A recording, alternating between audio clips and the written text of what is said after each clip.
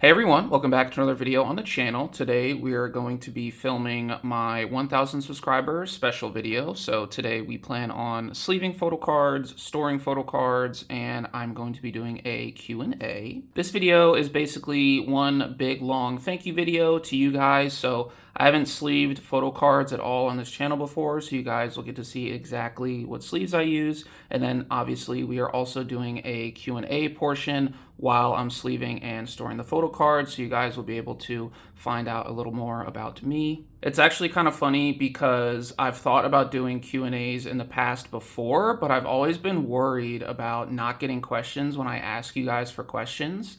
Because it's kind of like if you ask people for questions and you don't really get any, it's like, ooh, that's kind of embarrassing, right? But you guys came through, so I have about 25 questions. Some of them are pretty easy to answer, others are a little bit more elaborate, so I'm going to be answering those while I sleeve the photo cards and store the photo cards, and we're just kind of going to go with the flow. For the cards I have to put away today, it's actually not that much, so I'm kind of like glad that I'm doing a sleeving and storing in one video.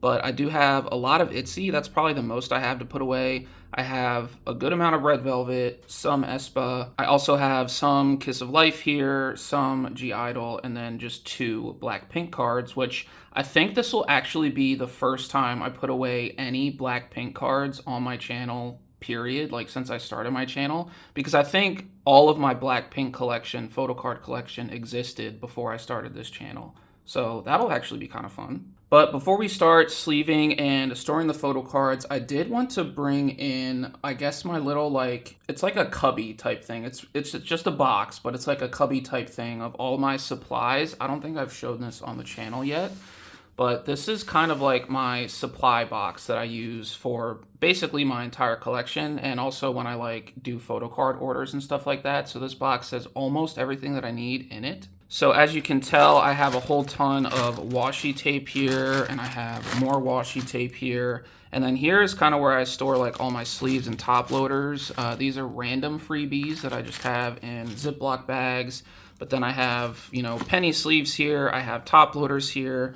I have scissors. I have more washi tape down here. This is a Jisoo washi tape from the LP album. And then this is more Blackpink washi tape down there. I have a whole bunch of sleeves, as you can see, so all of these are labeled old sleeves. This is where I keep my fillers for just like fillers in my photocard binders.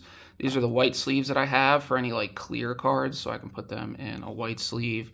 These are the sleeves that I use for everything in my binder, so I just don't mark them, so I know that those are the sleeves that I use. And then all of these right here are just more freebies that I actually just recently picked up. So I picked up these Red Velvet freebies. These are aespa freebies. And then these 2 are obviously ITZY and I-DLE freebies that I also very recently picked up. And then right here in this big box on the right side, these are all my envelopes. So I'm actually going to need to get more because this is pretty close to empty. I think I only have about like 6 left in here. So I'm going to need to pick up more envelopes soon just for like photocard orders and stuff like that. But yeah, I would like to have, you know, the nice aesthetic setup of, you know, just like plastic container drawers with like sleeves and top loaders and like little candies and freebies and whatever that, you know, you always see on like Instagram reels and stuff like that. But I don't really need that per se, and I mean, this gets the job done. It's completely unaesthetic, but it's organized, I understand it, it works, and it gets the job done. So this is my little cubby box deal of all my supplies. And so just to quickly go over the sleeves that I'll be using today, these are going to be for anything in a collect book. So this is not the sleeves I use for my regular 9-pocket page binders. These are the sleeves that I use for anything in my Silgi collect book, and now my aespa collect book and I-DLE collect book. So these are a little bit smaller. They're definitely thinner and less tall. So they are Mayday Games 56 millimeter to 87 millimeter. They're acid free, so no PVC. I think they're probably polypropylene, I think is the chemical or something or whatever that they use. But yeah, these are for the collect book cards I will be putting away. And then these are the sleeves that I use for the cards in my regular 9-pocket page binder. So these are the sleeves that I use the most. As you can tell, I have a ton of old boxes that I put to use once I'm done using them. So I try to save mostly everything that I use. just so I'm not generating too much waste here. But it's just the clear classic, their Dragon Shield. It's 100 standard sized card sleeves here. And then if you look at the bottom, get it pretty close so you guys can see. So I think the sleeves themselves are 66.5 by 92.5 millimeter. And then the cards are 63 by 88 millimeter. That's like a standard size card. I think these are like for actual gaming cards. So like you use these for like Pokemon and Yu-Gi-Oh and stuff like that too. But they work really well for the Kpop photo cards that I have because they are a perfect fit for the Ultra Pro 9 pocket pages that I use. So that's why I use these Dragon Shield ones. But now that that's all out of the way and explained, I know that was a really long intro. I do apologize if that kind of bored you, but let's go ahead and get started with sleeving and the Q&A. All right, so I have all of these arranged in a very particular order, so I'm gonna try to sleeve and then keep them in the same order. So I'm probably just gonna sit them on their backs once I'm done sleeving them. And also, if I sleeve any of these photo cards out of frame, I do apologize. As I mentioned, this will be the first time I'm doing sleeving on camera. So I'm also trying to answer questions at the same time too, so I might get a little distracted. So I'm gonna try to keep everything in frame for you guys, but I do apologize if they slightly drift out of frame. So first question that I have is, who is your second favorite group? Because obviously my first favorite group is Red Velvet. I think I've made that abundantly clear on this channel plenty of times before. But I thought long and hard about this because I thought about some of these questions. And I would have to go with ITZY, just simply because ITZY, I feel like I've watched them like literally since debut. So I saw I-DLE like on debut day, and they're one of the very few groups that I collect that I've seen since debut. So I was also thinking about this, and of the groups that I collect that I've been listening to since debut, ITZY is one of them, Blackpink is one of them, and then I was thinking there was a third, but now all of a sudden I can't remember. Okay, I just remembered, it's aespa. So yeah, those are the only three groups that I collect that I've been listening to since day one. But Blackpink, I did not see their MV on release day. I think I saw it maybe like a week after it dropped, and then I really got into Blackpink. And then kind of the same deal with aespa. I think they debuted at the end of 2020, and I saw Black Mamba. That was their debut song, right? I think it was Black Mamba. I saw Black Mamba, I think about a week or maybe just a couple days after it actually dropped. But ITZY I-DLE I saw on the day it dropped. And, you know, I just feel like ITZY, they're so talented, and I feel like I just connect with all of the members of the group. I know Ryujin is my bias, but, you know, I collect OT5, and I think they're just all so incredibly talented. They all have great voices. They're all really great dancers, and so I just feel like ITZY is probably my second favorite group. I think (G)I-DLE is definitely up there because they obviously make a lot of their own music, which I really, really respect so much. And it's a lot of really good music, but because I've been following ITZY since their literal debut day, I have to put ITZY just a little bit above (G)I-DLE, I think. So question number 2 is, what is your favorite song? And I'm kind of taking this question as, what is your favorite K-pop song? So my favorite K-pop song of all time is Little Little by Red Velvet. I love that song so much. I came across it in 2020 when I was kind of faced with a pretty rough time in my life. I'm not gonna go like too much into detail, but like I was feeling really down and just not really depressed because I was never like diagnosed with depression or anything like that, but I was just really down and my mood was really down. And I felt that the song was just kind of, I don't know, comforting, uplifting, like that just always stuck with me. And the song just sounds so good. The harmonization in that song is just incredible. And so Little Little is number 1 for me. And side note about that too, I would say Rookie, 3 of those B-sides on that album, so Little Little, Body Talk, and Talk to Me, all 3 of those are probably in my top 3 Red Velvet songs, or sorry, my top 10 Red Velvet songs of like all time. So I would definitely put all 3 of those songs in my Red Velvet top 10.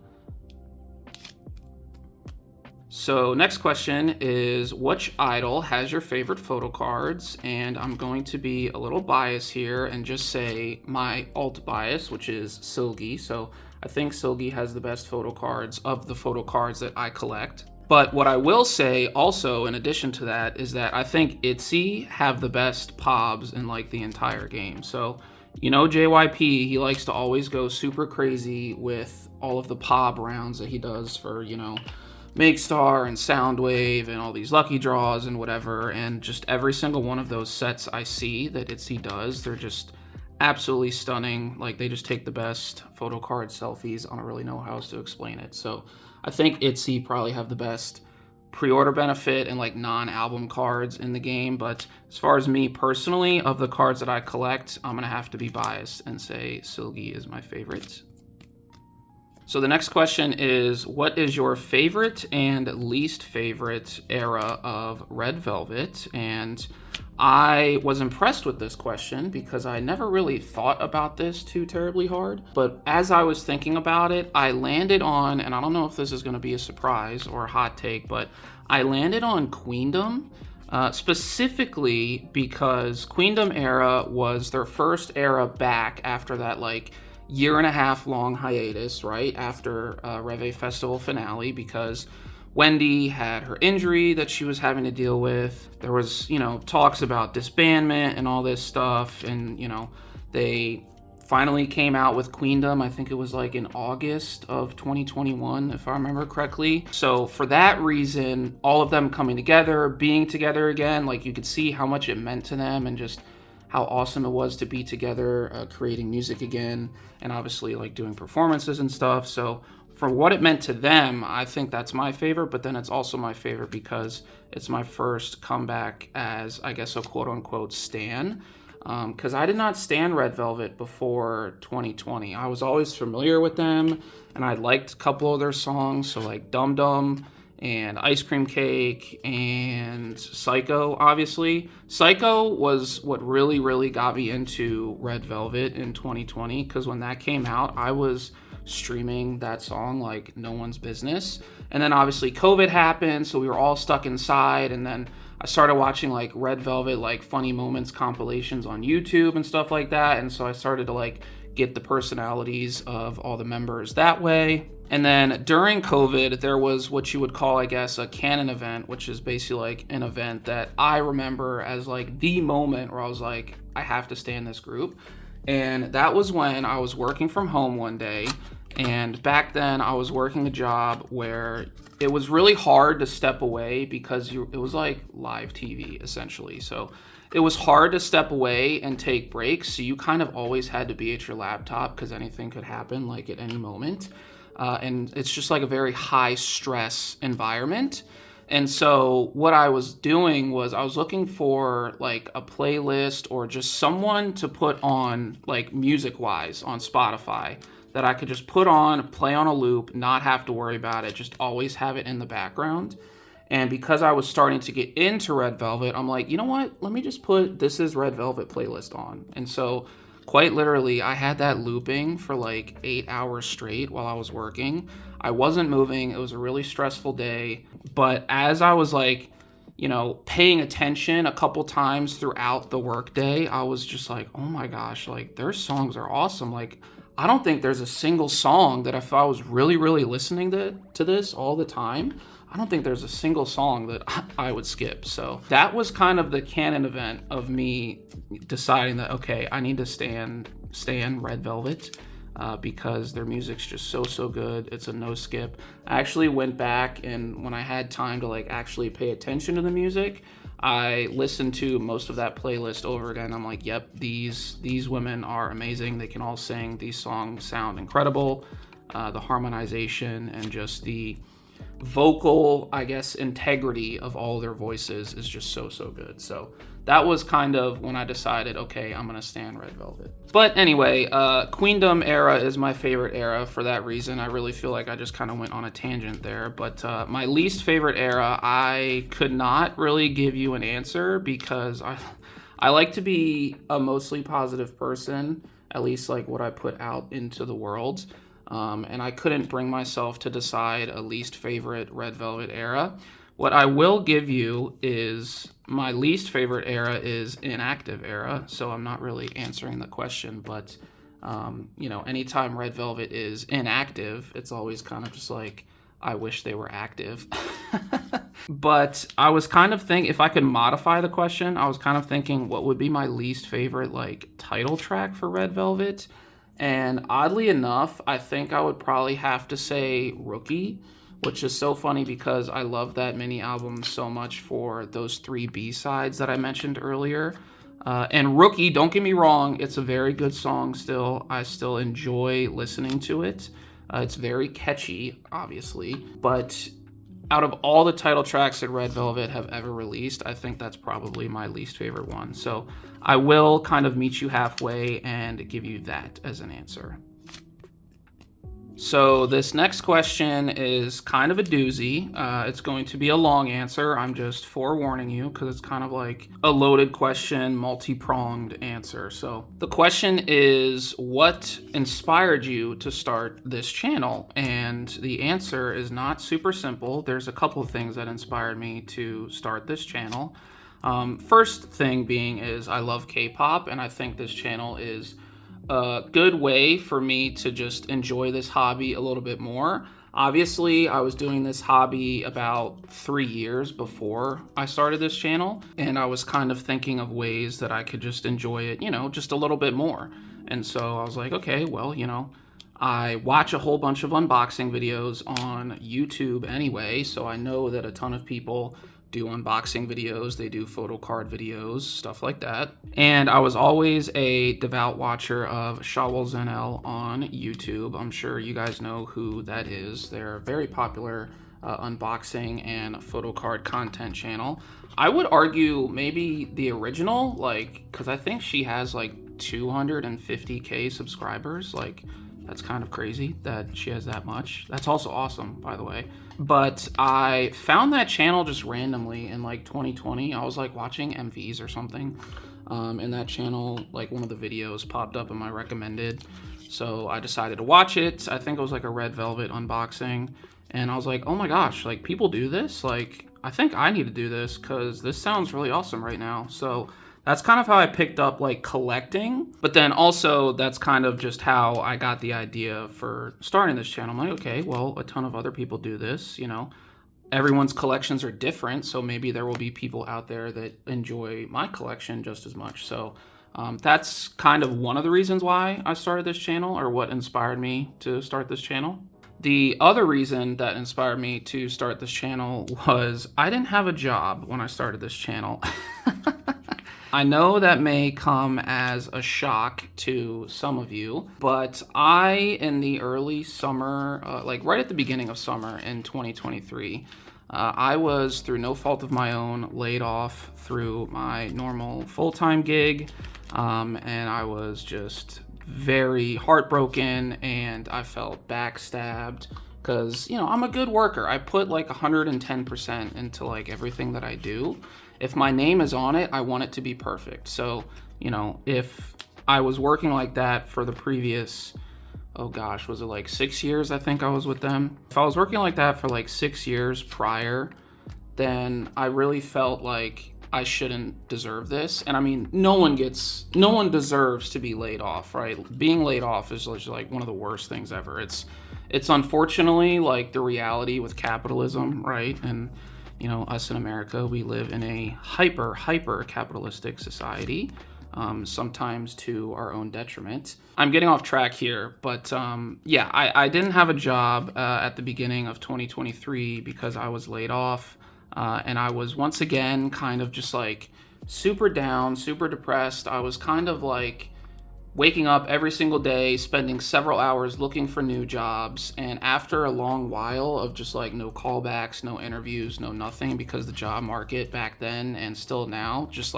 really sucks. Day after day of doing that, it got really tiring, really discouraging. It felt pretty hopeless. And financially I was okay. I had enough saved up to where I was able to survive. But it also kind of put things in jeopardy. I'm sorry if you can hear that siren outside, but it also kind of put my collection in jeopardy because I had to put collecting photocards and like buying photocards on hold. But I did have a couple, well, the ITZY albums, Kill My Doubt was already pre-ordered like before I got laid off. And I think if I remember correctly, there were no more like pre-order anything that I had to do for those couple months that I was unemployed. So what I'm getting at is doing like the job search day after day and finding nothing. I was looking for something that would kind of lift me up and just like get me to be productive, or like something that was productive that I actually enjoyed doing, because no one likes job searching, right? It's one of the most unfulfilling things that you'll ever have to do as an adult if you ever lose your job, right? So I was looking for ideas on just doing something productive, putting something together that would just make me feel fulfilled and make me happy. And I kind of landed on the idea of, I think this would be a good time for me to start the channel, even though my financial stability was kind of wrecked at that point in time. I was like, well, these ITZY albums here are already pre-ordered, so it's like, I'm not going to cancel the order. They're already coming to me, so let me just film an unboxing for it. And that's what I did, and then, I just kind of went on from there. I started to film photocard stuff, and luckily, I think it was in October of that year, I was able to land a part-time gig that was kind of like a stopgap, so I had money coming in again. But I still didn't find a full-time job again until like, I think it was May of the following year, so May of last year, 2024. So it was almost like 10 or 11 months without a full-time gig. And I mean, that kind of just wears on you mentally, because once the bills start to pile up and all that stuff, it gets kind of stressful. But you find ways. What I will say is, when I was unemployed and then when I had the part-time gig, I found ways to just be very creative with my K-pop collection to where I could still do it and it wasn't really harming me too much financially. So I was very grateful for that. I was grateful to be in that position, but that kind of answers the long way the question of, why did you start this channel? What inspired you to start this channel? So yeah. All right, so next question I have is, how did you get into K-pop and when did you get into K-pop? So I got into K-pop, I think towards the middle or end of 2013. So we're going on 12 years now, which is so insane. This was when I was like back in college. And back in college, one of my buddies just randomly out of nowhere sent me over like 5 or 6 K-pop music videos. So I remember most of them. So one of them was Tableau featuring Taeyang from Big Bang, Tomorrow. That song is really, really good, by the way. I highly recommend it. I think he sent me an after school video, a Kara video. He sent me J Park Metronome. He sent me a couple Nine Muses videos, I think Wild and Gun. Also great songs, by the way. But he was like, hey man, I'm into these, just check them out and just tell me what you think. And so I checked them out and I was like, oh wow, this is very, very different.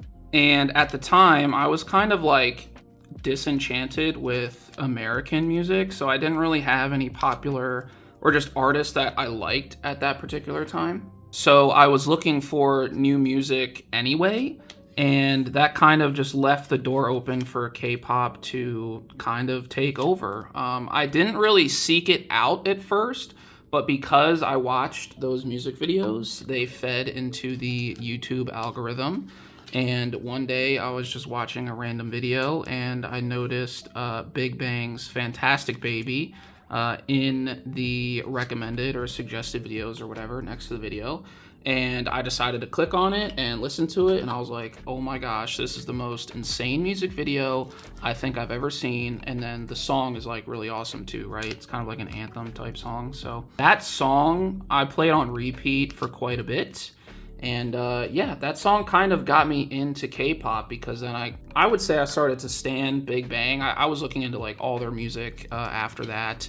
And then, I think this applies to, part of the story applies to another question later in the video, so I think I'm just going to leave it at that. But I started to stan Big Bang pretty aggressively, and I just liked all their music and stuff like that. Saw them in concert in 2015, so yeah, that's kind of how my K-pop fandom started. It's been quite a ride so far. I don't think I'm gonna slow down with it anytime soon, but yeah.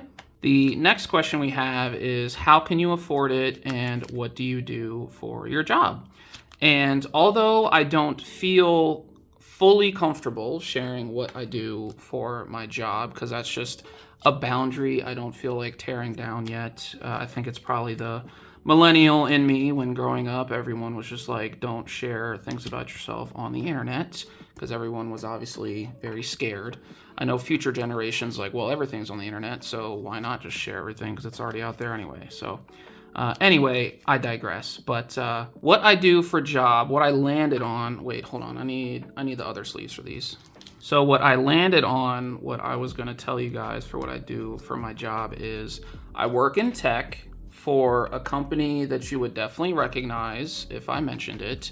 And one of our clients is a major American sports league. So that's kind of what I'm willing to give at this point in time in terms of, you know, what I do for a job. And then as far as like, how do I afford it? I would say I don't spend a lot on much outside of this K-pop collecting hobby. So that definitely, actually, I don't need this sleeve for this card. I need the other sleeve. But I would say that definitely helps not, you know, spending money elsewhere other than just on K-pop. So I spend, you know, a lot of my expendable income on this hobby, going to concerts and stuff like that. I don't eat out a lot, so perhaps that contributes positively in some way. I always just go to the store, get whatever I need for like 2 weeks, and then, you know, make whatever meals that I need to make at home. I never really eat out unless a friend is like, hey, you want to go eat out? So that's kind of a way to save money for me, I guess, in that sense. But it's all about just, you know, keeping track of what you're spending. You don't necessarily have to like make spreadsheets or anything like that, but if that helps you, you can absolutely do that. I don't make spreadsheets or anything like that. I just keep kind of like a mental note of how much I'm spending, say like per month. And if it's like a little heavy one month, I'm like, ooh, okay, maybe next month I'll like tone it down a little bit.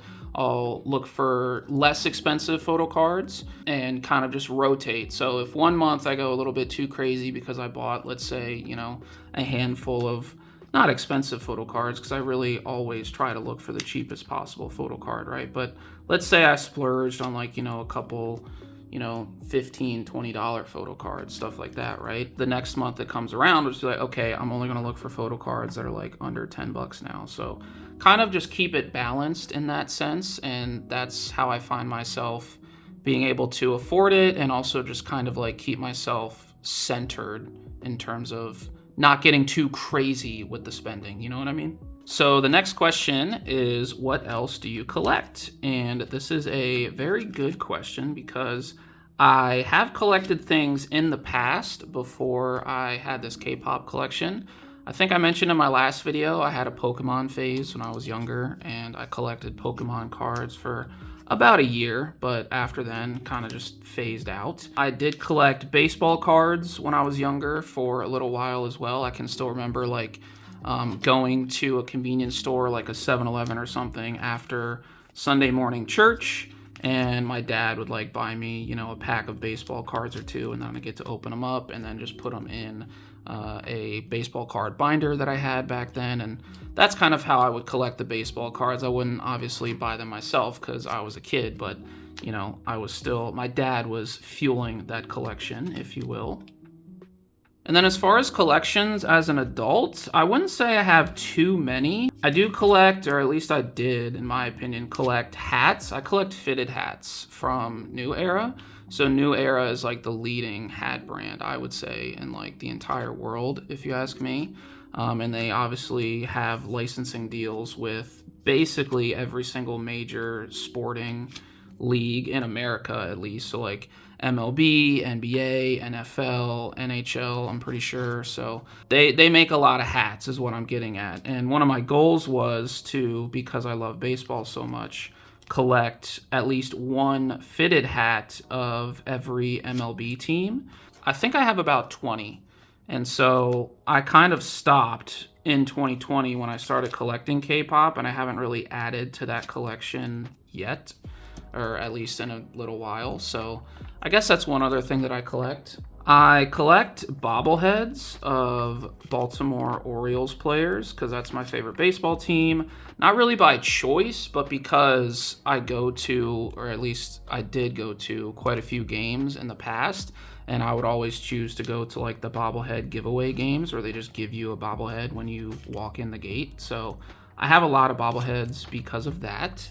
And then I also wouldn't say this is really like a collection because I didn't really set out to collect all of them. It just kind of happened. But I have the complete 10 season set of Smallville on DVD.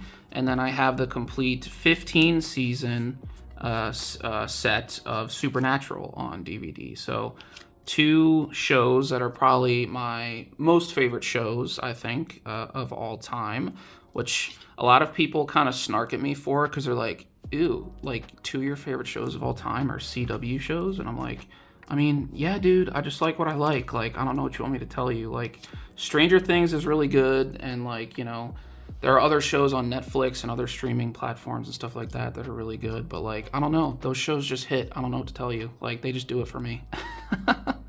I think it also has to do with because I started watching them in like the mid 2000s. So that was when I was just like growing up. So I think they mean a little bit more to me because it's like the nostalgia aspect, right? So I watched them as I was growing up, and now being able to watch them back as an adult, it's kind of looking at them through a different lens, right? So the next question is, what do you listen to outside of K-pop? And I had some trouble getting an answer for this because I honestly just predominantly listen to K-pop like most of the time.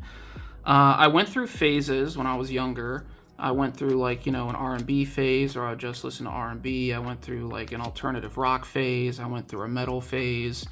So I kind of just went through phases when I was younger, growing up.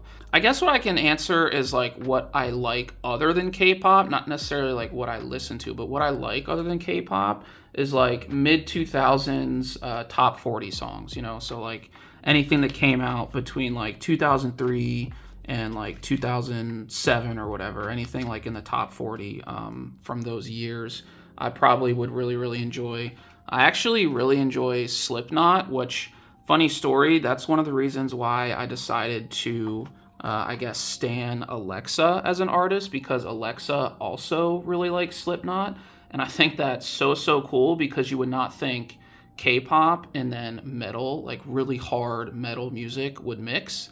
But I like what I like I said. So Slipknot, I think, makes really good music, so I like it. What I would also say is nu metal, which I didn't even know until like 2 years ago was a genre, but apparently it is. I don't really know how to describe it. It's kind of like an alternative rock with like rap elements to it, and just I don't really know how to describe it. But nu metal, all the nu metal songs, like nu metal bands that were out and again like the mid 2000s or whatever, I'd probably enjoy all of those songs too.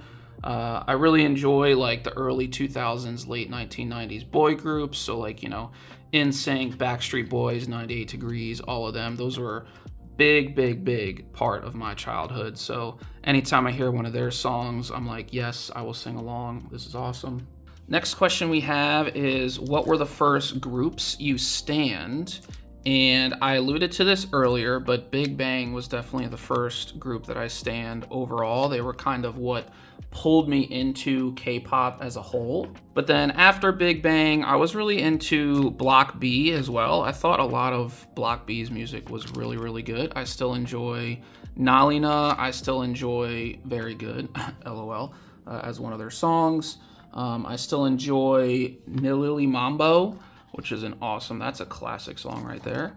Then in addition to Block B, I was really into Jay Park early on.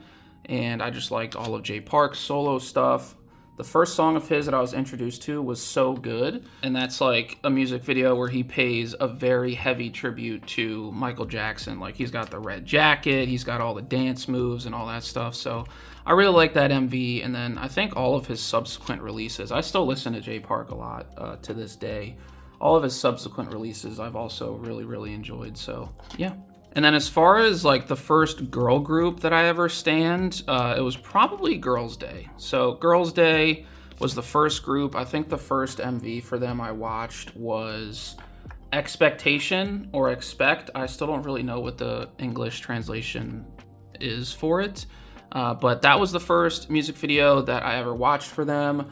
I really enjoyed that, and I started to look into their other stuff, and I was like, wait, they have such incredible voices. And so I started to listen to, you know, I Miss You and Don't Forget Me and Oh My God. And then, you know, the first comeback I ever experienced for Girls' Day was, I think, Ring My Bell. I think that dropped in like 2015, if I'm not mistaken. And then after that, you know, you had I'll Be Yours, which I think was their last comeback that they ever did. I think that came out in 2017. So yeah, I really enjoyed Girls' Day. I always say that, like, if I was collecting back then, I would absolutely have a Girls' Day collection. And I'm still not really ruling it out necessarily. I would just like to get a little more caught up with all of my current collections before I even think about maybe back collecting for Girls' Day. Not necessarily photo cards, but at the very least albums. I think it would be really cool to have all the albums that they released. So I'm definitely considering that for the future. The next question we have is, what collection was your first collection? That's an easy answer. It was Red Velvet. I mentioned before that the first album I ever bought, K-pop album that I ever bought, was The Album by Blackpink in 2020. But then the second album I ever bought was Irene and Seulgi Monster. And so once again, I bought that in 2020. And this was right when I was getting into Red Velvet pretty heavily and, you know, started getting collecting. I was like, I think I'm going to do this. And so I started to buy Red Velvet albums, collect their photo cards, and yeah, it kind of just blossomed from there. So the first group I ever collected was Red Velvet. The next question we have is, who is your alt? And I mentioned this before earlier in this video, but my alt bias is Seulgi, Red Velvet being my alt girl group, and then, well, I guess alt group in general, and then Seulgi being my favorite member. I guess I'll explain a little bit why Seulgi is my alt bias. I just feel like our personalities are pretty similar, in my opinion. And then also, she really likes drawing and obviously like making art and things of that nature. So I also, I wouldn't say it's a phase, but I also really enjoy drawing. I think I'm a pretty good drawer.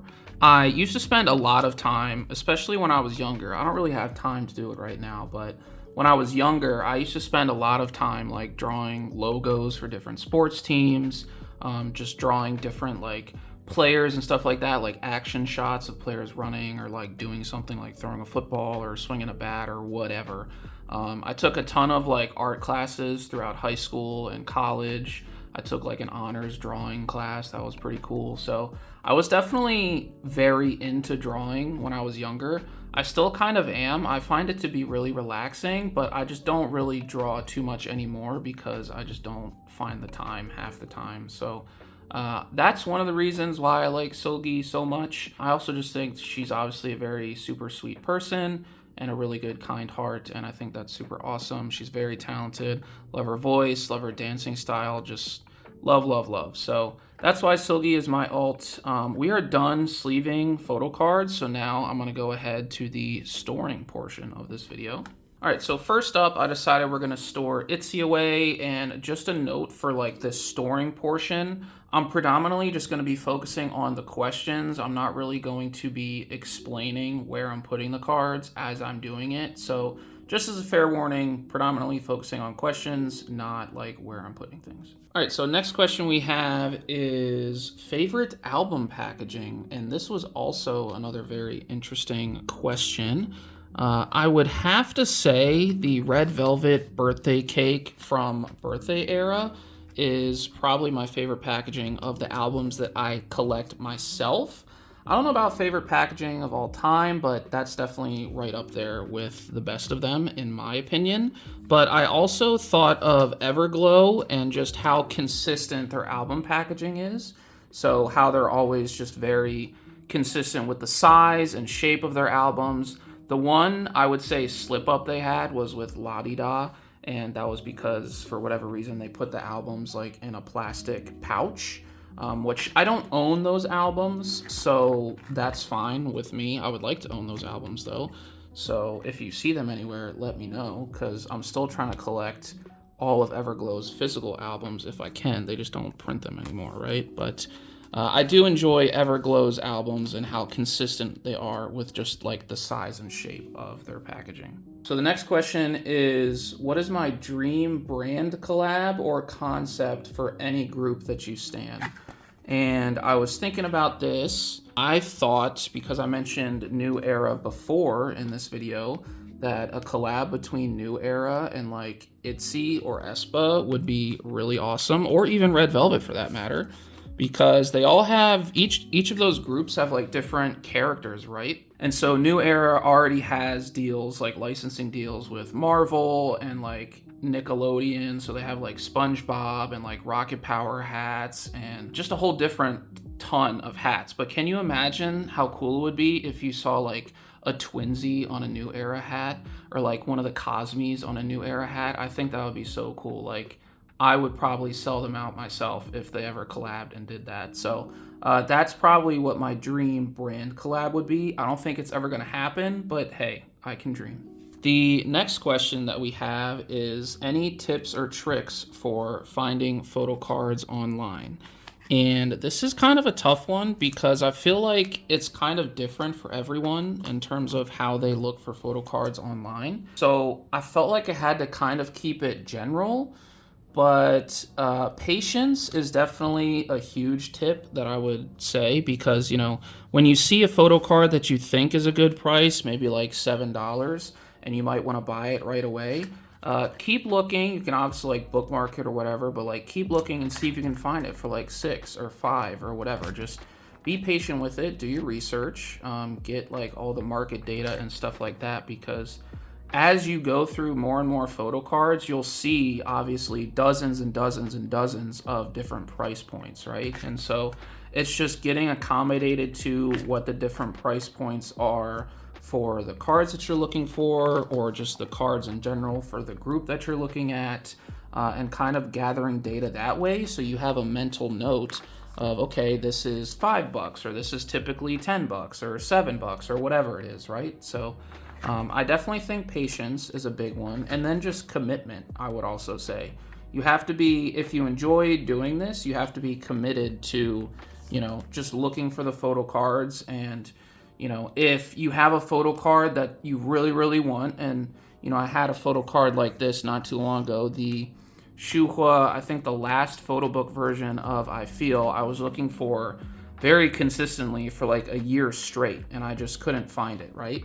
But eventually, after like 14 months of looking, I eventually came across it, and lo and behold, it was also for a really good price. So you just have to stay committed and keep at it. Just stay patient, stay committed, and you will, you know, find good prices, and you will also find the things that you want. I can't speak. Then the next question we have is, what is your favorite food, snack, and treat? I did come up with 3 answers for this. So my favorite food, I'm sorry, I'm going to keep it basic, but I really enjoy pizza. So I could eat pizza any time of the day, morning, day, night. My favorite pizza toppings are probably pepperoni, bacon, and if I had to pick a vegetable, probably mushrooms. So even though mushrooms is technically a fungus, but, you know, it's a vegetable for pizza purposes. But not necessarily like on the same pizza either. I think those are probably just like my top 3 toppings. I do enjoy a good like cheese pizza. But yeah, I'm gonna go with pizza for favorite food. Favorite snack, I put specifically oyster crackers. There's a brand, it's like a New England brand. I think it's made in Vermont. I'm blanking on the brand name. But oyster crackers are basically just like, you know, those circular soup crackers that you would get. So they're made for soups to put in soup as like a crunch or whatever, like a texture difference. But I just enjoy picking up a bag of those and just snacking on them just by themselves. So really enjoy that. They're kind of just like saltines, essentially, just not in like a square saltine cracker form. They're just like in a little bite-size, cracker form.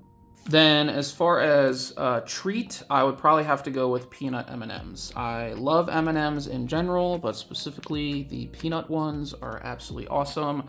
I always have a bag of those in my house at all times, so I can just snack on them whenever I want. I just love, love, love peanut M&Ms. So the next question we have is, do you listen to any boy groups?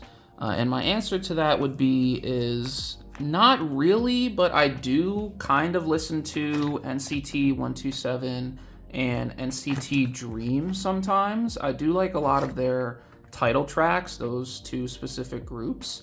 I listen to boy groups like way, way, way more in the past in like my K-pop journey. Sorry, I'm trying to find this page for Rujin right here. Like, I listened to BTS a whole bunch, and this was like before BTS got uber popular in like 2018, 2019, whatever it was. So like, I was listening to BTS when like Dope came out, and Dope I feel like is so long ago.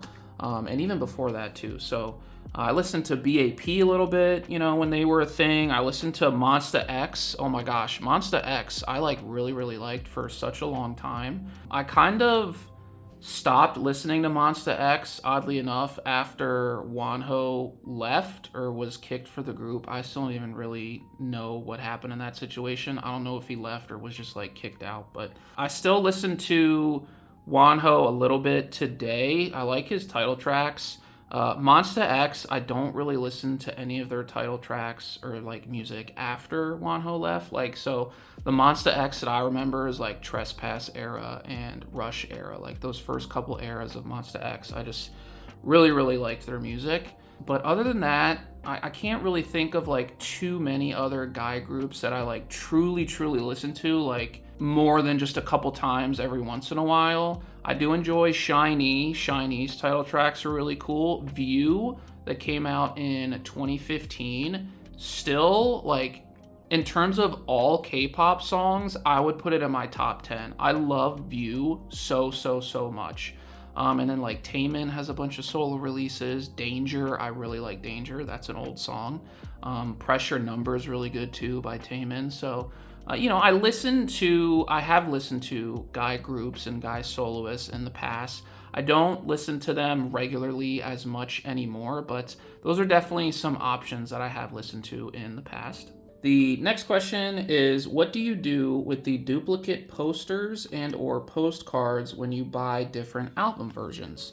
And what I would say to that is, most of the time, if there's space, and the album is like conducive to leaving things in it, like it's a box and it's not like a magazine, then I will just quite literally leave the duplicates in the album.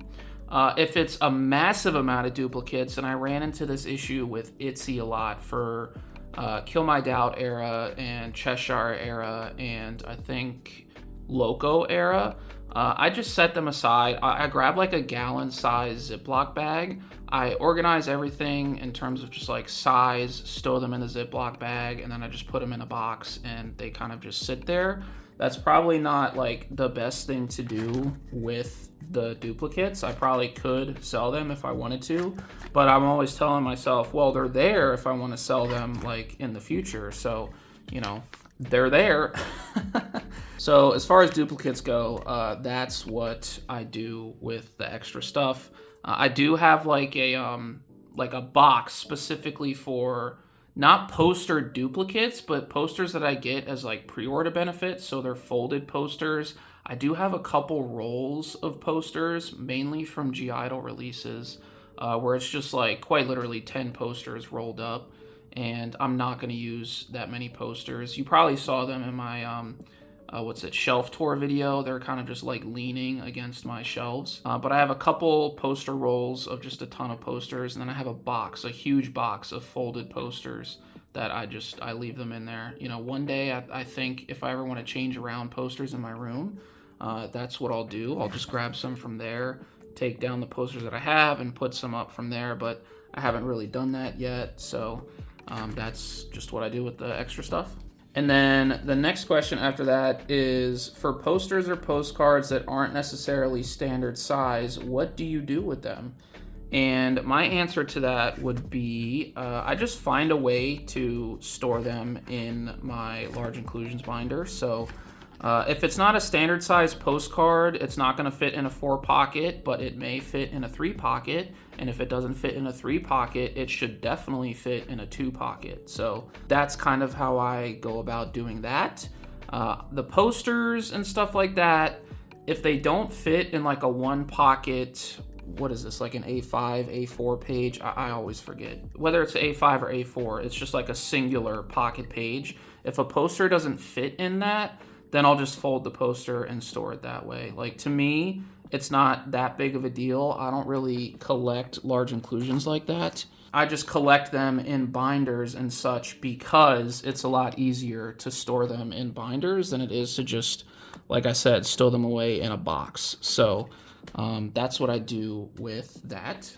Up next, we have, when making a binder cover, what do you use for the base? And then kind of like the added context was that the person I was asking this question was, they were thinking of printing a collage.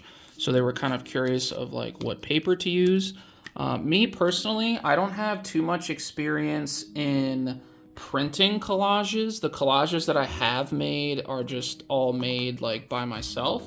I would guess if you were printing a collage, like, I don't know what size papers that they offer or like is even able to print with your printer, because there's like a lot of extra variables there, right? But maybe just like a thicker type construction paper might work, or I don't know, maybe even regular paper, but I feel like you might be able, if you print it, you might be able to like see through it a little bit.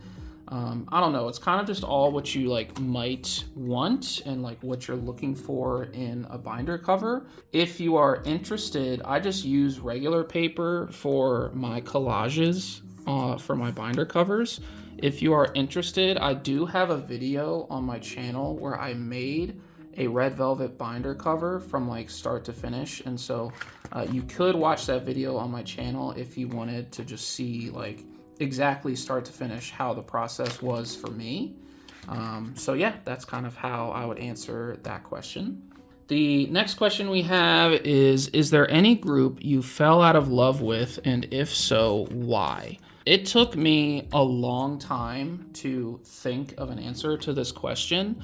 I was almost gonna say there's no real group that I fell out of love with, because me and how I listen to K-pop, it's like I'm only listening to what I like, and if I don't like something, I just won't listen to that ever again. But I ended up landing on not a group, and I do not mean this in any bad way whatsoever, so like, please don't take it that way. But Hyuna, after she left Cube, I just really did not like her music after that. All of her stuff that she made, all of her solo stuff that she made while she was with Cube, I really, really enjoyed. So like Red and all of those releases. I think, oh gosh, what was the song? It was like they were in a club for the MV. Was it Roll Deep? I think it was Roll Deep. That was the title. But, you know, I really, really liked a lot of Hyuna's solo stuff when she was with Cube. But after she left Cube, and I think it was signed with P Nation, I can't remember, but her music just didn't connect with me. It didn't click with me anymore, and so I kind of just stopped listening to Hyuna as a whole. I don't really listen to her old stuff anymore now either. And again, this is no slight on Hyuna whatsoever. Please do not take it that way. I'm just kind of answering the question and giving my personal experience. It has nothing to do with her as a person. It's just I kind of fell out of love with her music. So that would be my answer for that question. The next question we have is, how do you stay on top of so many releases? And my answer to this is quite simply just Twitter and IG. So you got to follow all the people or all the groups that you like. You got to follow their Twitters, their Instagrams. And then what also helps with that is following all of like the international fan club, accounts and just like international update accounts and stuff like that. So, you know, I follow a whole bunch of I-DLE accounts, ITZY accounts, Red Velvet accounts, where they're just always giving updates and things of that nature. So anytime someone has a release or a comeback or a debut, or even just like not album related stuff, but like a schedule, like, oh, this artist or this group is appearing on this show this week at this time, you know? There are a lot of accounts out there that are very, very good with that. And so you just have to find those accounts and follow those accounts, and you will stay pretty up to date. So that's how I stay up to date. The second to last question that we have is it difficult to balance work and K-pop fan life? I was thinking about this, and my honest answer is no. It's more difficult to balance like social adult life and K-pop fan life, if that makes sense. So for me, work days, I work 4 days a week, so 10-hour days. Work days are just work days. Like, I don't do really anything else on work days at all. It's just work. I just focus on work, and that's all I do and worry about for the day. It's those 3 off days where I'm trying to find time to film or set up for comebacks and my photocard binders, or just doing other random K-pop related things when, you know, I have friends asking me to game with them or go out to grab a bite to eat or go see a movie or like go to Topgolf or something or other, you know, some sort of like outing, right? And then of course you have family get-togethers that you have to worry about, and then you have adult things like I gotta go to the grocery store, I gotta take my car in, I gotta do this, I gotta do that. And so it was kind of a little bit this week of that. So like I had a family thing on Sunday that kind of took up most of the day. I was like, I can't record on Sunday. And then yesterday was Monday, and I had to take my car in for the second time in a week. And I was like, oh my goodness, this is really kind of annoying me. When your car doesn't work in America, it's like the most frustrating thing, because the only way you can get around is cars. So I had to take my car in for the second time in a week, and that was kind of frustrating. And I also had to go to the grocery store, and I also had another family thing Monday night. So I was like, Monday's completely shot. And then today, I have the day mostly free, but like I was feeling kind of lazy. I woke up late, so I had a late breakfast at like 1 p.m. But I'm finding time here now in the afternoon to where I can actually record a video for you guys. And so it's kind of just, you know, I would answer my work days are my work days. You know, I just work on those days, and then, you know, other days that are my free days, that's kind of the struggle sometimes, trying to organize, you know, what I'm doing for the channel, or, you know, this concert that I might go to, which, by the way, I do have plans to go see aespa next Tuesday, I think it is. It's their Newark concert. So I plan on going to the aespa concert in Newark next week. So it's just a little bit tougher to balance adult and social life with K-pop fandom. All right, so I do have one more question left, but I'm gonna save it for the next binder because it's kind of a long answer, and these are the last ITZY photo cards that we have to put away. So if you didn't notice, I'm putting all the Japanese cards that I got in my Japanese album haul towards the back with the light sticks. I will probably plan on collecting a little bit more of the Japanese photo cards. I'm not sure how I will go about doing that, but I want to collect just enough to get a full 2 pages and leave the light ring cards on a page by themselves, and also move the Japanese cards to my other ITZY binder. But for right now, they're just going to sit in the back. And then this is the progress that we made on gold. So we should be, and I think we are, completely done with the special edition cards. So very happy about that, because those are such a pain in the butt every single era, those special editions. Doing pretty good on phone box cards. The Nemo cards, I think we could be doing a little bit better on, but I'm fine with that for right now. Digipack cards, we're doing good. This is a full Digipack page right here. And then the standard cards, we could be doing better on, but I purposefully did not buy these first because I know that their prices are gonna stay low. So I should be able to scoop these up whenever I start buying photo cards again. I haven't bought a single photo card since like the beginning of December, so I'm going on like a 2-month buying hiatus now at this point. Mainly because of the Japan trip. I didn't want to have to worry about, shipping photo cards out while I was in Japan. Also, ironically, shipping them from Japan. But yeah, so once I start buying photo cards again, I'll try to focus on the standard edition cards for ITZY as well. But that is the entire ITZY binder. We have one last question to get to. Let's start to store some more photo cards. All right, so we are moving on to Kiss of Life here. So I'm going to start putting these away and then moving on to the last question, which is, how do you balance K-pop spending and personal financials? Is it possible? LOL. Yes, it is possible, but what I will say, and I think I might have even said this before, is you always want to collect within like your own personal, whatever your like financial situation is, you want to obviously have that in mind when you collect. So for other people, if they have, a crap ton of money, because like there are people I see like that collect on YouTube here that have just like dozens and dozens and dozens and dozens of albums, like way more than me. And they collect like, 20 groups or something like that, like with a crazy amount of photo cards. And I'm like, where do you get the money for this? Like, I'm not saying that like these people are rich, because like they don't appear rich, but I'm like, oh my goodness, like that has to be a lot of money, right? You have to remember there are also a lot of cheap options. So if like sealed albums don't really bother you, then you can just buy opened albums like without the photo cards, or sometimes people resell them with the photo cards. You can just buy like already opened albums from like eBay or Mercari or something like that for like $2 or $3 a lot of the times, because people sell those, and a lot of people will just buy those for specifically like binder covers. So they'll buy like a $2 album or whatever so they can rip up and make a binder collage out of it. So there are different ways to collect. I would definitely say to like whatever your budget is, you should probably stick to that budget as much as possible. And this kind of goes hand in hand with what I said earlier, where you want to always kind of at least have a mental note of how much you might be spending per month or per week or whatever it is on K-pop stuff. And just know that it's like, okay, well, if I spent a little bit too much here, then it's like, okay, next month or next week, I'm going to spend a little bit less, just to kind of balance it. You always want to be aware of your financials and make sure you're never going like too out of bounds.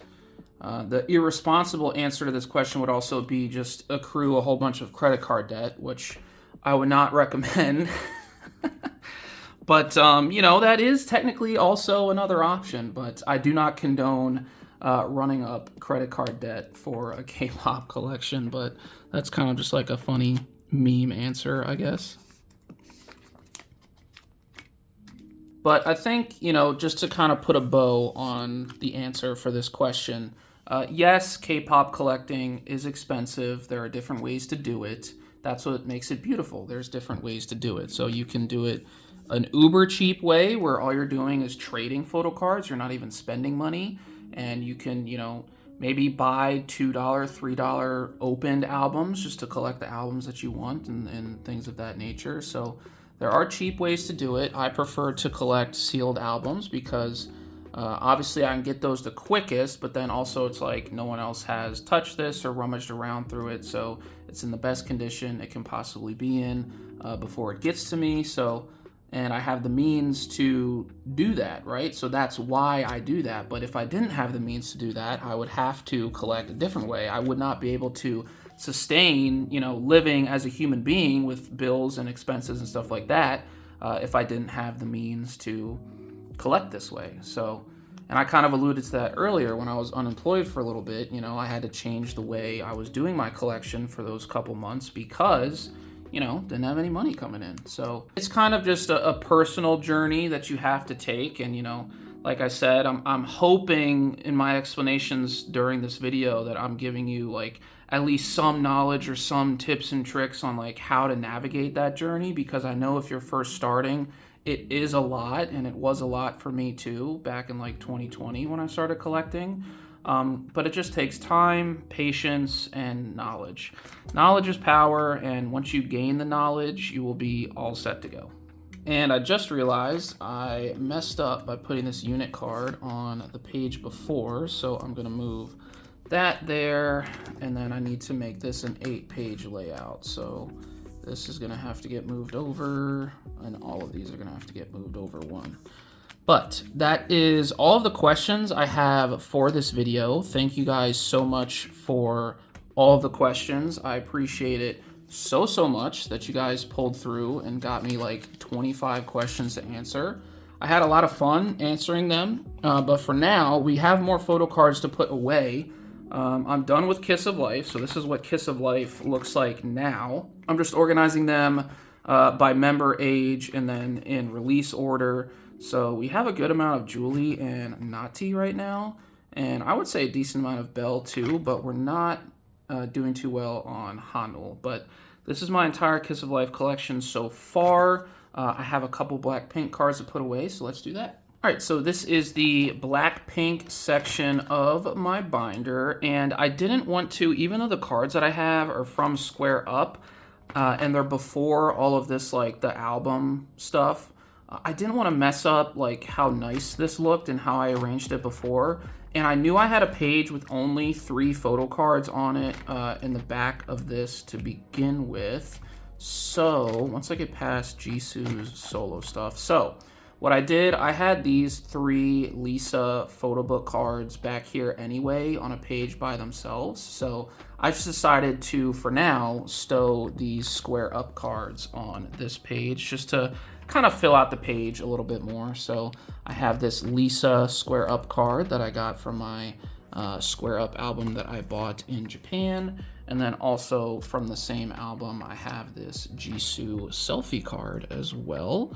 So these 2 cards will be a little out of order, but I kind of like where they are in my setup as it is. These Lisa cards are kind of lonely, just 3 cards on this page by themselves. So adding 2 more cards to accompany them, but that is everything I have for this binder. So now I think I'm gonna move to Red Velvet. Okay, so we do have a decent amount of Red Velvet cards to put away. I did recently get their Season's Greetings for 2025, and I have 3 sets. So 2 of them came in the actual Season's Greetings themselves, and then one of the sets was a K-Town For You pre-order benefit. So K-Town For You was nice enough to gift everyone that bought a Red Velvet Season's Greetings a full OT5 set of pre-order benefit photo cards. These cards that I'm putting in right now are from the Season's Greetings itself. So we have Irene, Silgi, and Wendy on the first page here. And then obviously the next page is going to be Joy and Yeti. And then we're going to start this next column here with the same members. This is a different concept to those selfie photo cards, I do believe. All right, so that was the second concept, and then these are the K-Town For You pre-order benefit photo cards. So they're not selfies, they're kind of just concept cards as well, but I decided to put them in this last column here because that's what I typically do for the pre-order benefits. If I arrange my setup like this, where it's like 3x3, I usually put the pre-order benefits to the far right, so that is what I did here. Okay, so that is everything I got for Red Velvet Season's Greetings. It is in the part of the binder with all the other Season's Greetings stuff as well. So 2024 is right here, and then 2023 is behind that. So all done with Red Velvet Season's Greetings. We have the Irene comeback to deal with, so let me flip to that section. All right, so we are in the solo release section of my Red Velvet binder. If you don't remember, I did have 2 Joy Hello cards with these Irene photo cards, simply because I didn't know like where else to put these. So they're still gonna sit with Irene's solo releases. So this is all 1 page of Irene, and then I'm just gonna kind of continue with Like a Flower down here. So these are all of my photocard pulls for Like a Flower. I'm not too sure if I will fully collect Like a Flower. I haven't decided yet. We'll have to see perhaps where I'm at on other collections when I get a chance to actually look into that and just sit down and like evaluate where all my collections are, because as I mentioned, it's been quite a long time since I've bought or even looked at buying any sort of photo cards. I think this is a good start on Like a Flower if I were to collect all the photo cards. And I'm still debating on if I'm going to pick up more cards for Joy's Hello release. The problem with that is that they're pretty rare, and you know, when you do find them, they're pretty expensive. So I'm kind of hesitant for that reason, but you know, I still think, you know, this setup works just fine for me, so I'm happy with it. But this is where we are for Irene, and then Joy, and then we get into obviously all the other solo stuff for all the Red Velvet members. We get into Monster and stuff like that. So that's all I got for Irene. I have 2 Japanese release photo cards to put away, so let me flip to where I'm putting those. Okay, so I have these 2 photo cards from the Japanese albums that I bought while I was in Japan. So this is from Cookie Jar, this Irene here, and then this Yeri is from Sappy. And because I don't have any other cards from these eras, I was really trying to think of what I was going to do with these. I ended up landing on storing them with the other Japanese release that I do have complete. So this is Bloom. This is Red Velvet's most recent Japanese release, and I have all 6 of the photo cards here. So I just thought, you know, why not just throw them on the same page and have all the Japanese stuff together with each other. So we're going to put the Irene there and the Yeri down here in the bottom right. But I was thinking perhaps in the future, once again, once I evaluate where like all my collections are at, I can start picking up, you know, the other 4 members for Cookie Jar and for Sappy, and I can just have full pages of those also by themselves. So that's where we're at with Red Velvet. That's all I got for them. I have some aespa photo cards to put away, so let's move to that. Okay, so for aespa, I have a couple different things. So I have a couple solo cards from Giselle for my collect book. I also have one Ning Ning photo card, which is kind of random because it came with the collect book, but I don't collect anything else for like that era or whatever. So I did make a spot for it that I will reveal later, but for right now, we're in Whiplash era, and I do have the rest of these beat and speed version cards to put away. So I think for the regular photo cards for Whiplash era, we're going to be fully complete now. So I have the beat version for Karina, and then also the speed version for Karina that's going to slot in right there. And then the speed version for Winter is also going to slot in right here.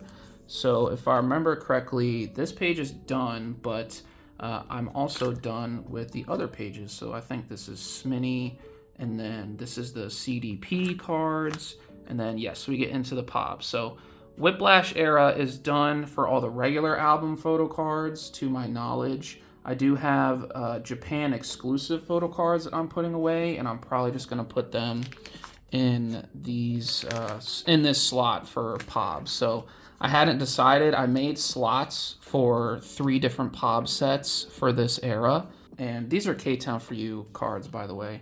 But I made 3 different slots for more POBs for this era, and so for one of them, I just landed on the Japan exclusive cards. So that's what these are.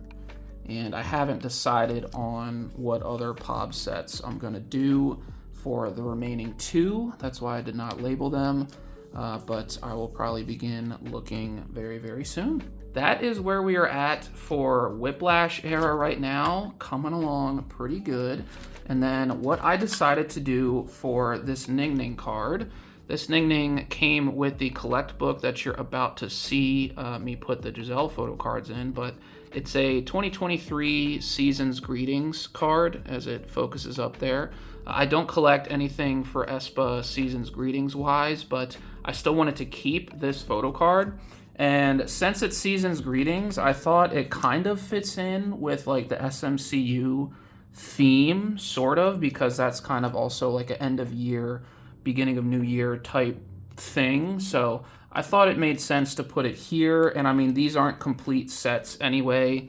Well, these sets are complete sets, but it's like not a complete collection, if that makes sense. I'm still missing, I think, like 3 other SMCU sets for this release for aespa. So it's not fully complete. So I think this card right here, just making this a 7-card page, I think it fits just fine. So I'm happy with that there. Let me go ahead and put these Giselle photo cards in the collect book. So this is the collect book that I got in Japan at like a random K-pop shop. It is official. It's the 2023 Season's Greetings collect book that they released way back when in 2023. This is what the Ning Ning photo card came with. But I have 3 Giselle cards to put in here because I'm going to use this collect book as a Giselle collection. I couldn't decide between collection or collect book. This particular photo card, though, I'm putting in the front as the cover. I wish you could see a little bit more of the teddy bear that she's holding, I guess, but I think that's a good front cover photo card. And then I do have this photo card as well. This was from Sync Hyperline. Okay, so this is like a concert photo card. So we're gonna put her in here. Very nice. She looks stunning on the front page there. And then I also have a Better Things photo card for Giselle. So we're gonna put that right on the back. And I think this will be a very modest start to my Giselle photo card collection here. But I'm looking forward to collecting perhaps more pre-order benefits and stuff like that, merch cards for Giselle. So yeah, that's where we're at with that. I do have one more group to get through, and that is I-DLE, so let's go ahead and do that. Okay, so we are in the ITZY section of my I-DLE binder here. I just have one photo card right now for ITZY. It is a Shuhua photo book card, and it is the Wave version. So this card right here, very, very nice. And I think this completes my photo book cards for this era completely. So very happy with that. Still slacking on the cassettes, but those are very, very rare, very hard to find. And if they, are found, are quite expensive. But the photo book and the polka cards are completely done for this era. So very happy about that. Just gonna focus on cassette cards. Let's move to the Blu-ray cards. So we are in the section where I'm stowing my I-DLE 2024 World Tour Blu-ray cards. I'm storing them with I think it's called an Afternoon with I-DLE. I think that's what the concept was called. But it's the Weverse membership kit cards. So that came with a selfie photo card and then a Polaroid photo card. And because I like doing 3x3s, I decided to mix it in with the Blu-ray cards that I knew I was getting. So these are those. We got Miyun, Minnie, and Soyeon here on the first page. I really like Soyeon's orange hair here. That really stands out. And then on the next page, we have Ugi and Shuhua to finish it. I was debating whether or not, because we did get a signed Pola photo card as a pre-order benefit from K-Town for You, I was debating whether or not to put that like here or here, and I couldn't really decide. And I was like, I'm just not going to put it there at all. I'm going to put it in Ugi's collect book, which I'm going to shift to next, so you will see it there. But this is all 5 of the Blu-ray cards. I believe they did separate photo cards for the DVD if you got just the regular DVD. I did not get the regular DVD. I was just buying the Blu-ray. So this is where we're at. And let me grab my Ugi collect book. So this is the collect book that I will be starting my Ugi photo card collection in. So probably just any like pre-order benefits, merch cards, extra cards, that aren't album cards. For Ugi, I will be putting in this collect book here, but this is from the 2024 World Tour. This was part of the merch drop for that tour. The first card I have is this super cute card of Ugi in this like purple hoodie. This is going to be my cover card. This was a Star River benefit or lucky draw or something or other. So We are going to try to slide this in here. It's being a little bit difficult. Also, I'm sorry if you can hear that motorcycle outside. Okay, so we have it inserted in the front, and this is what the front looks like. I think this looks absolutely awesome. I think it'll probably be a while before I change this, if I change this at all. I specifically bought this card knowing I was going to put it in the front. I do wish you could see like the top of her hoodie a little bit more, but I think this looks perfect as a good start to the photo book, or I guess collect book. And then I do have a couple more cards. I'm just gonna kind of randomly throw them in here. So not in any particular order, although I am gonna try to keep the Crest cards, or Q-Rest, or however you say it. I'm gonna keep those on the same page together. But we have a 2 pre-order benefit, and then I think this is a Frank's Burger collab or something or other. One thing I do not know is, are there spots on the back as well? There are spots on the back. Okay, perfect. So we'll be able to collect even more Oogie photo cards. So we'll slide this Q-Rest photo card in here. And then we have this other Oogie photo card, which we're gonna try to cram up in there without damaging it. Okay, very nice. All right, so these are the next 2 Oogie photo cards in the collect book. And then I just have one more photo card. This is the one I was mentioning earlier. So this is the pre-order benefit for the Blu-ray that you get from K-Town For You. It's not a real signature, it's a printed signature. So nothing too terribly special about that, but I was happy to pull my bias, at least, Oogie, for that pre-order benefit, since it was just a random member out of 5. So we got Oogie, and this is the beginning of my Oogie collection. So yeah, hopefully down the line I'll be able to collect a lot more Oogie photo cards to add to this collect book, but we are completely done with putting photo cards away for this video. It's been a very long video. I'm looking at the time right now. It says 1 hour and 37 minutes, so this is going to be a very long video. I hope you guys are able to stay to the end. But for now, I'm going to wrap up and outro. So we have made it to the end of this video. Thank you guys so much for watching if you made it all the way to this part in the video. It's going to be a long video. I know that for sure. I know I'm going to like edit it down a little bit, but I think this will probably be far and away my longest video on the channel to date. I thank you guys for asking questions for me to answer for this Q&A. I had a lot of fun answering these questions, so I hope you guys learned a few things, you know, about me personally, about like how I run my K-pop collection and just like my K-pop journey overall. So I hope you guys enjoyed that. I had a lot of fun as well answering the questions. I'll probably do another one in the future, like an updated one, if this channel lasts as long, like if I'm still doing it. Obviously, I don't want to do one too soon after just doing this, but you know, more Q&As down the line will be a possibility on the channel. And then as far as upcoming content, I don't have any like current photo cards like waiting to be shipped out to me because I haven't bought any recently. So no photo card haul for at least a little bit, but it's a good thing because we will probably have a lot of unboxings. So my mini albums, at least the regular photo books, just shipped. So I should have those by next week. So that might be my next video. I probably won't have the vinyl for a while, specifically because I don't think it releases. Like I don't think it's released yet. So the vinyl will probably be a separate video whenever I get it. And then Jisoo is obviously having a solo release, so there will be an unboxing for that. I just pre-ordered the stuff for that. And then Chungha also is having a physical release that I will also do an unboxing for. So if you enjoy unboxings, definitely stay tuned to the channel because a lot will be coming pretty soon. But as I mentioned, I think the first one, the next video, is probably going to be the mini Her comeback.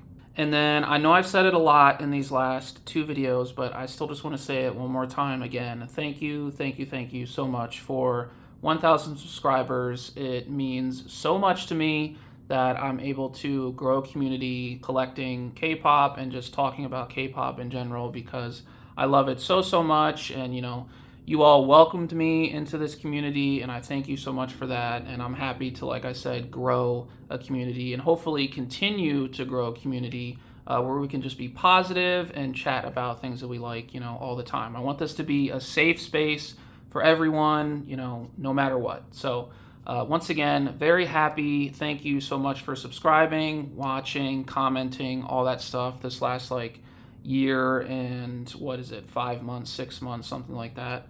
Oh my gosh, we're gonna have, oh my god, it's February. I'm gonna have to do like a photocard flip through video. Okay, so add that to the list of videos that will probably be coming in February. A full photocard collection flip through, because it's been 6 months since my last one. I didn't even realize that I had to do that, but okay, just realize it now in the moment, but you can expect that to come in the future. But thank you so much for 1,000 subscribers. But with all that said, I'm going to go ahead and wrap this video up. So as always, thank you guys so much for watching. I hope you have an awesome day, and I will see you guys in the next video. Have a good one. Bye.